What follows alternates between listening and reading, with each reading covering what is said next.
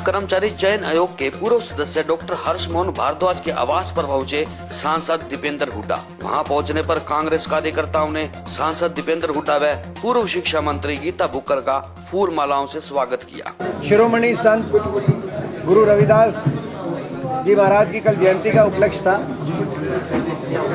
तो उसी को आगे बढ़ाते हुए आज उन सरसोद गांव में रविदास सभा ने बाबा साहब भीमराव अम्बेडकर जी की प्रतिमा का अनावरण का कार्यक्रम किया था, जो कि जिसको पूरे गांव ने छत्तीस बिरादरी ने एकजुटता से बड़े एक जो है भाईचारे के साथ उस कार्यक्रम को जो है वहाँ पे आज प्रतिमा का अनावरण हुआ। तो पूरे गांव को हम उस बात के लिए बहुत बहुत बधाई देते हैं कि गांव ने इस तरह से बाबा साहब की ऐसी प्रतिमा का जो है निर्माण गांव के अंदर हुआ है, उसका अनावरण हुआ।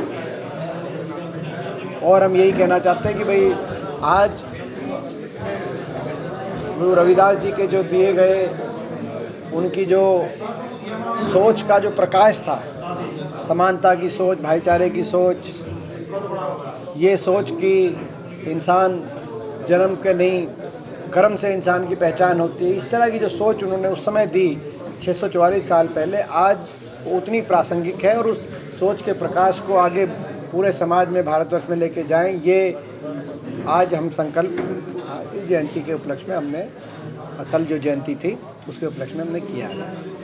इसके अलावा दूसरी जो बात है वो आप समझते हैं कि भाई आज एक किसान की एक बड़ा एक आंदोलन चल रहा है 3 महीने से, और एक जो सरकार है वो बिल्कुल इस प्रकार से एक अहंकार में दिखाई दे रही है कि अपनी प्रजा की स्वयं न सिर्फ बात अस्वीकार कर रही है उनकी मांग को, मगर उनकी प्रति संवेदनशीलता तक दिखाने का सरकार कष्ट नहीं कर रही।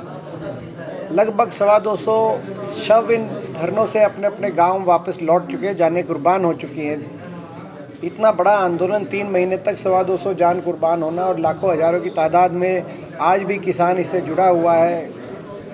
देश के इतिहास में इतना व्यापक आंदोलन शायद आज़ादी के बाद नहीं देखा गया होगा। और ऐसे में सरकार का उसके प्रति ऐसा रवैया कि उसको नकार रही है सरकार, इस कदर नकार रही है कि संसद चली 1 हफ्ते और संसद में किसी एक सत्ता पक्ष के सांसद या मंत्री ने सहानुभूति के 2 लफ्ज़ कि इतनी मृत्यु हो गई लोगों की, हमें अफसोस है, उनके प्रति सहानुभूति व्यक्त करते हैं, तो कि दूर की बात है। जब मैंने संसद पटल में सबकी सूची रखी सारे किसानों की जिनकी जानें गई हैं, तो सत्ता पक्ष की तरफ से हंसी मजाक और खिल्ली की तस्वीरें सामने आई, जिसको आगे हमारे कृषि मंत्री जेपी दलाल जी ने बढ़ाने का काम प्रदेश में भी किया। तो ये अहंकार की ये एक सूचक है जो सरकार का रवैया है। और आप जैसा जानते हैं कि अहंकार हमारी सृष्टि में, हमारे देश में ज़्यादा लंबा किसी का नहीं रहता। हम सरकार से बार बार आग्रह करते हैं कि एकमात्र विकल्प है कि सरकार बातचीत के लिए न्योता दे, निमंत्रण दे किसानों को, और बातचीत का दोबारा से रास्ता सरकार खोले। इसमें जिद नहीं लगानी चाहिए कि बातचीत के लिए कौन पहले आए। सरकार की जिम्मेदारी है, देश की सरकार में सत्ता सिंहासन पे वो लोग बैठे हैं। तो आज हम यही कहना चाहते हैं इस उपलक्ष्य में, किसान पूरी तरह, किसानों की मांग जायज़ है, हम उनकी मांगों का पूरा समर्थन करते हैं। सारे किसान संगठनों, देश के कश्मीर से कन्याकुमारी तक 317 किसान संगठन एकजुटता से इस मांग के साथ खड़े हैं। तो ऐसे में इस बात की गंभीरता को सरकार को समझना चाहिए। आज किसान का हाल बड़े उद्योगपतियों के हवाले छोड़ के सरकारी खरीद से सरकार पीछे हटने की जो ये एक सोच लेके आई है, अनियंत्रित निजीकरण।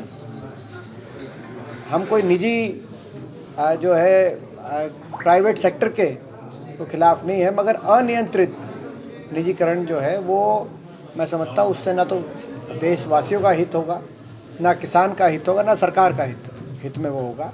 इस बात को सरकार देखे। मैंने संसद में स्पष्ट रूप से सारी बात रखी थी कि किस तरीके से वह निजी कंपनियां भी आए तो उनमें कोई रेगुलेशंस हो, वो मंडी के अंदर ही आए, और जो है तो सारी बातें रखी थी। उन पे एमएसपी का कानून का बाध्यता हो। मगर दुर्भाग्य है कि सरकार टस से मस नहीं हो रही।